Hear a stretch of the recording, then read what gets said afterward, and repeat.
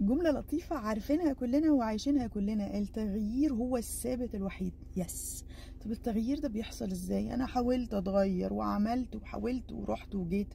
في سورة الرعد في آية ربنا بيدينا فيها مثال بالحمل، ان احنا كل تغيير عشان يحصل بياخد اطوار ومراحل وفترة مش هينة ومش قليلة.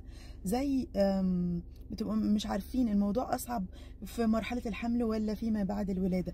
بنبقى مش عارفين الرعاية المطلوبة والحماية والمراعية والاهتمام.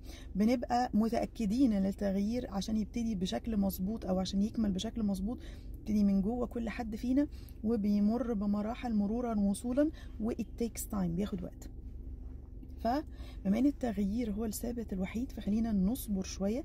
خلينا دلوقتي ناخد قرار بتغيير حاجة مش عجبانا فينا، قرار داخلي ياخد مجراه، ياخد وقته إلى أن يحصل التغيير الحقيقي. صباحكم زي الفل.